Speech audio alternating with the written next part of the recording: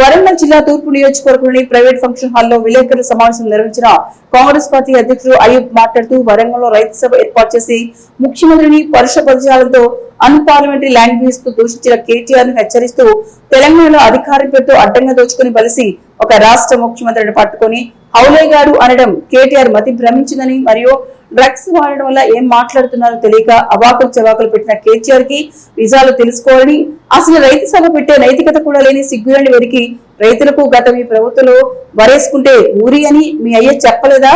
దళితులకు 3 ఎకరాలకు ఇస్తామని మోసం చేసి దళిత ముఖ్యమంత్రి అని చెప్పి మోసం చేసి కేజీ2 పీజీ ఉచిత విద్యను మోసం చేసి రైతులకు బేడీలు వేసిన నీచమైన చరిత్ర మీదే కాదని గుర్తు చేస్తూ అదేవిధంగా 2014 నుంచి 23 వరకు తెలంగాణ రాష్ట్రంలో 641 మంది రైతులు ఆత్మహత్య చేసుకున్నది వాస్తవం కాదా? ఇలాంటి నీచమైన పరిపాలన చేసిన మీరు కాంగ్రెస్ పార్టీ ముఖ్యమంత్రిని హౌలేగాడు అనడం సిగ్గుచేటు. అరే కేటీఆర్, నీ సోదరిమణి నిన్న అసలు పట్టించుకోవద్దని చెప్పడం అది నువ్వు తట్టుకోలేక నీ మతి భ్రమించింది. ఫస్ట్ వీళ్ళు వరంగల్ జిల్లా కాంగ్రెస్ పార్టీ పక్షాన ఒకటి రిక్వెస్ట్ చేస్తా ఉన్నాం. నీ బెదడు దొబ్బింది, నీ చెప్పు దొబ్బింది, అందుకే నువ్వు ఇలాంటి హౌలా పిచ్చి పిచ్చి మాటలు మాట్లాడుతున్నావు.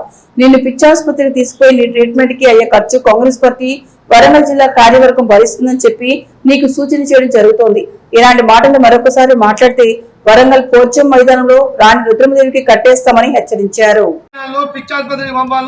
ఆయన నిర్ణయించుకుంటే ప్రభుత్వ ఖర్చులతోటి కేటీఆర్ కు పిచ్చాసుపత్రిలో ట్రీట్మెంట్ చేయించడానికి కాంగ్రెస్ పార్టీ సిద్ధంగా ఉన్నది. ఇంకొకసారి అవలే గివిలే అంటే నిన్ను పోయినసారి ఓన్లీ తొక్కుకుని వచ్చినావు, ఈసారి బొందా పెడతావు. మీ అయ్యని పోయి కలువు, ఎట్లా తొక్కుకుని వచ్చినావు. మీ అయ్య కథలు చెప్తాడు రేవంత్ రెడ్డి గురించి. జాగ్రత్త బిడ్డ కేటీఆర్. ఇంకొకసారి కాంగ్రెస్ గురించి కానీ రేవంత్ రెడ్డి గురించి కానీ ఒక్క మాట మాట్లాడితే ఈసారి వరంగల్ వచ్చి వాపసు పోయినావు. బట్టలు ఇప్పి రుద్రమదేవి స్టాచ్యూ కూడా కట్టేస్తావు నేను బిడ్డ, ఖబర్దార్. వరంగల్లో మొదటి వేషగాళ్ళ లెక్క తెలంగాణను మోసం చేసిన బ్రోకర్ గాడు కేటీఆర్ నిన్న రైతు సభ పెట్టి గౌరవనీయులు ముఖ్యమంత్రి గారిని ఎలా పడితే అలా తిట్టడం నిజంగా కూడా ఒక చదువుకున్నోడు చేయాల్సిన పని కాదు.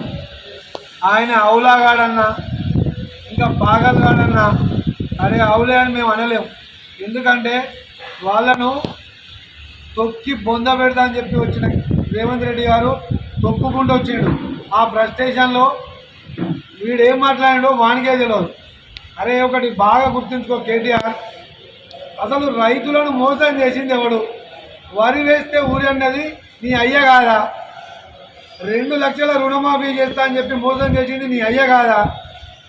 3 ఎకరాల భూమి ఇస్తా అని చెప్పి దళితులను మోసం చేసింది మీ అయ్య కాదా? దళితుల్ని ముఖ్యమంత్రి చేస్తా అని చెప్పింది మీ అయ్య కాదా? కేజీ2 పీజీ ఉచిత విద్య అని చెప్పింది మీ అయ్య కాదా? ఇట్లా చెప్పుకుంటూ పోతే 100 ఉన్నాయిరా అవులే మీ అయ్య చెప్పినాయి. ఫస్ట్ మీ అయ్య గురించి నువ్వు తెలుసుకో. ఓడిపోతే బామోజుల వండుకుల గురించి మాట్లాడే దమ్ము లేని ఒక దద్దమ్మవు నువ్వు. మీ అక్క మీ సోదరిమణి అసలు నీ గురించి పట్టించుకోవద్దని చెప్పింది. ఆ ఫ్రస్ట్రేషన్లో నువ్వు ఏం మాట్లాడుతున్నావో పైసలు లేకుండా చెప్పు.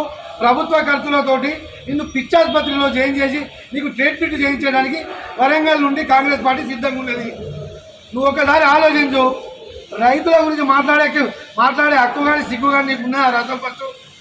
రైతులకు బేడీ లేచింది మీరు కాదా? రైతులకు మీ హయాంలో 641 మంది తెలంగాణ రాష్ట్రంలో ఆత్మహత్య చేసుకుంటే సిగ్గు లేకుండా ఇంకా రైతులు ఎట్లా తిరుగుతారా మీరు? అసలు కొంచెమన్నా ఇంగిత జ్ఞానం ఉండాలి. మొత్తం భారతదేశంలో ఏకకాలంలో 22 లక్షల కోట్ల రూపాయల రుణమాఫీ చేసిన ఏకైక చరిత్ర రేవంత్ రెడ్డిరా. అదే కనీసం కొంచెం ఇంగిత జ్ఞానం ఉండాలి మాట్లాడేటప్పుడు. ఇక నీ ఎంబడి ఒక పెద్ద జోకర్ గాడు వరంగల్ నుంచి ఎర్రవెల్లి దయాకర్ రావు, ఆయనకి ఆకాల నుంచి రౌతు నుంచి రాయరాదు. ఆయన కూడా కాంగ్రెస్ గురించి మాట్లాడుతాడు. ఏ పార్టీ అధికారంలో ఉంటే అందులో పోయి కొమ్ము కాచి ఆయన కూడా నీతో మాట్లాడుతాడు. ఇక దయాకర్ రావు గురించి చెప్తే మాయి చదిపోతుంది. మా జిల్లా గురించి కాచి ఆయన గురించి ఎక్కువ మాట్లాడుతుంటాను. ఇక పల్లరాజేశ్వర రెడ్డి ఆయన ఏం మాట్లాడుతాడో ఆయనకు అర్థమవుతలేదు. కనీసం ఆయన స్పీచ్ స్టార్ట్ చేస్తే అన్నం అని వరుతా అంటే రామన్న మాట్లాడిన తర్వాత అన్నం అని చెప్తాడు. గింతకన్నా ఇక సిగ్గుచేట ఏమైనా ఉన్నది అవిలేదు. ఇక కనీసం వరంగల్ నుంచి 2 ఎమ్మెల్యేలు ఉంటారు, వాళ్ళకు మాట్లాడే ఛాన్సే లేదు. పార్టీల వల్ల బతికేదో వాళ్ళకే తెలియదు. వాళ్ళు కూడా కాంగ్రెస్ గురించి మాట్లాడతారు. సిగ్గుండాలి కదా కొంచెం. కనీసం స్టేజ్ మీద రావడానికి ఎవరు అడ్డుకున్నారు? వీడియోలు చూస్తలేమా అన్నీ? వాళ్ళు కూడా కాంగ్రెస్ గురించి మాట్లాడతాను.